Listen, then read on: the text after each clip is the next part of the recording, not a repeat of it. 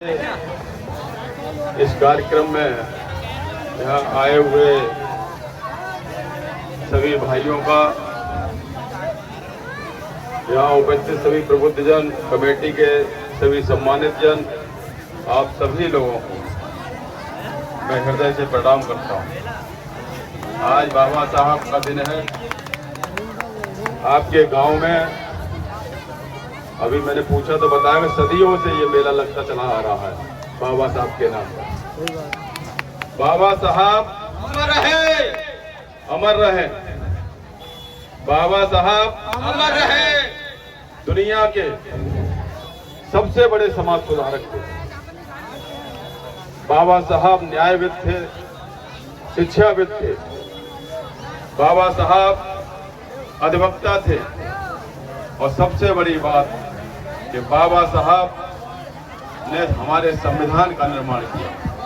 उन्होंने हमें संविधान दिया। उन्होंने हमें संविधान दिया, हमें जीने का अधिकार दिया।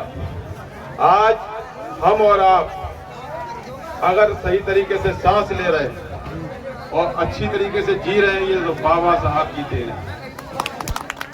बाबा साहब ने हमें शिक्षा का अधिकार दिया। बाबा साहब ने हमें समानता का अधिकार दिया। बाबा साहब ने हमें स्वतंत्रता का अधिकार दिया। बाबा साहब की वजह से ही आज हम सब लोग स्वतंत्र होकर के जी रहे हैं। आज हमें अपनी बात रखने का अधिकार दिया है बाबा साहब ने। आज उन्हीं की वजह से आज हम अपनी बात रखने का हमें अधिकार मिला है। बाबा साहब हमेशा अमर रहे। मैं उन्हें बार बार हृदय से नमन करता हूँ।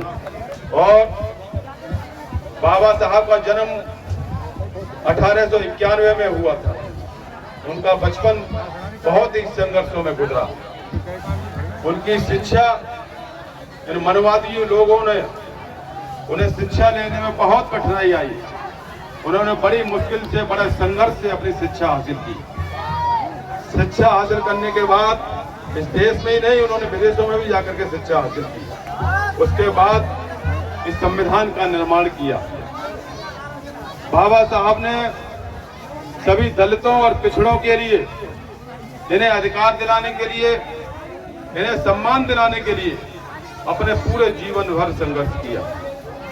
हमें बाबा साहब को भूलना नहीं चाहिए।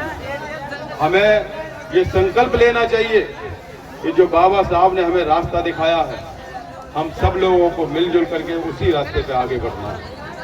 हमें हमेशा संगठित रहना है। आज समय की पुकार है कि दलितों को और पिछड़ों को एकजुटता के साथ संगठित होकर के आज जो सरकार चल रही है, ये मनवादियों की सरकार है।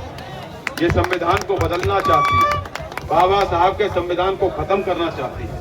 अगर जरूरत पड़े तो हम सब लोगों को पूरे संगठित होकर के संघर्ष करना पड़े तो सड़कों पर उतरेंगे और हम लोग संघर्ष करेंगे। मैं, आप सभी लोगों ने मुझे यहाँ बुलाया, जो सम्मान दिया, जो प्यार दिया, जो आशीर्वाद दिया, उसके लिए मैं आप सभी लोगों का और खास तौर पर पूरी कमेटी का बहुत बहुत धन्यवाद और बहुत बहुत आभार व्यक्त करता हूं।